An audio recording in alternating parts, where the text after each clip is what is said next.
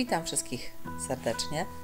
Dziś pokażę Wam, jak zrobić żurek tradycyjny na zakwasie. Bardzo prosty i naprawdę pyszny. Szczególnie, że zbliża się Wielkanoc. Zapraszam na przepis.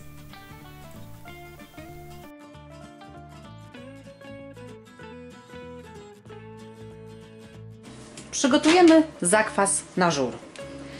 Szklany słój, taki trochę większy. Do słoja lądują około 5 łyżek takich czubatych mąki żytniej.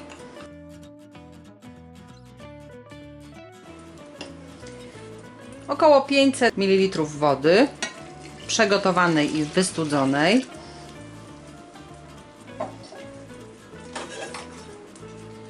Cztery ząbki czosnku.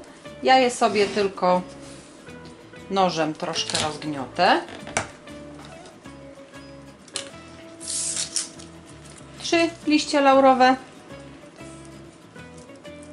i 5 kulek ziela angielskiego. Mieszamy, pamiętajcie, drewnianą łyżką. Zakwas nie lubi metalu, ani na chleb, ani na żurek.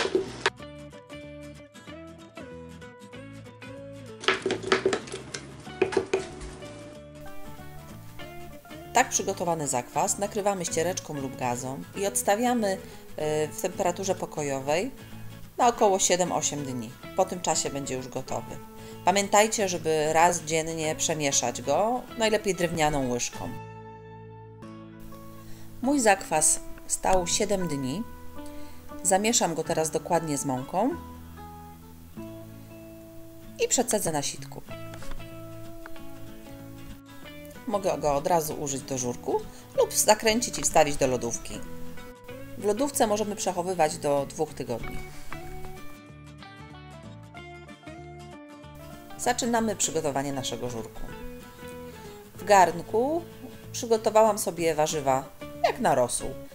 3 marchewki, 2 pietruszki, kawałek selera, kawałek pory, 1 opaloną cebulkę, 1 liść laurowy, ze 2 kulki ziela angielskiego, płaską łyżeczkę soli. Zalałam wszystko 2 litrami wody i będę gotować wywar około 1,5 do 2 godzin. Po tym czasie wywar jest już gotowy. Wyjmujemy warzywa. Możecie wykorzystać je do czegoś innego.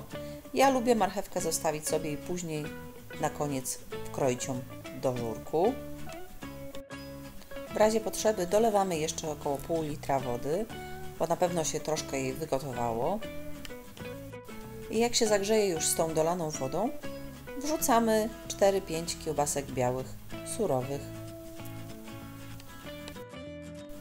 Kroimy wędzony boczek. Mam tu około 25 deko w kosteczkę i 1 cebulkę, również w kosteczkę. Podsmażamy boczek na patelni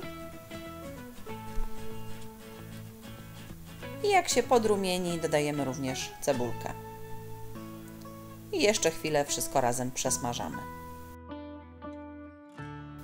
Jak już ładnie się podsmaży, przekładamy do naszego garnka z kiełbaską i wywarem i gotujemy całość jeszcze około 40 minut. Po tym czasie wyjmujemy naszą kiełbasę z garnka, żeby odrobinę przestygła i można było ją pokroić w plasterki. Jak kiełbasa stygnie, możemy doprawić odrobinę nasz żurek. Dodajemy 2 ząbki czosnku i łyżkę majeranku. Mieszamy wszystko, niech się gotuje dalej. Jak kiełbasa nie parzy już w ręce, możemy ją pokroić w plasterki i dorzucić do naszego żurku z powrotem.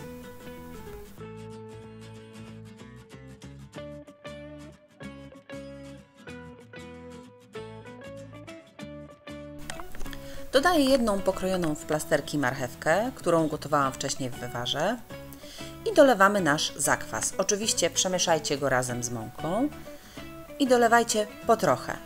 I próbujcie, żeby nie było zakwaśne.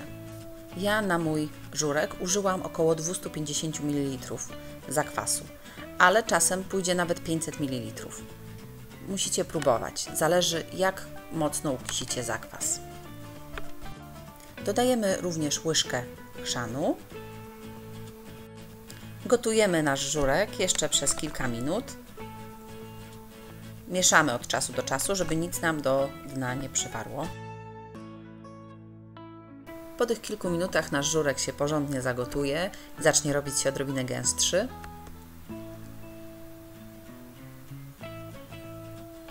Możemy wtedy wyłączyć gaz i dolać około 70-80 ml śmietanki kremówki.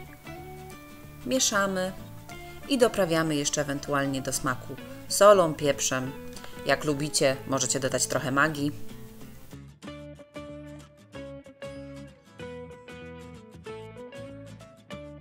Jeśli podobał się Wam mój przepis, to dajcie łapkę w górę, subskrybujcie mój kanał, żeby być na bieżąco z moimi przepisami. Próbujcie zrobić taki w domu, koniecznie piszcie, czy Wam smakowało. Po więcej przepisów zapraszam również na moją stronę swojskiejedzonko.com.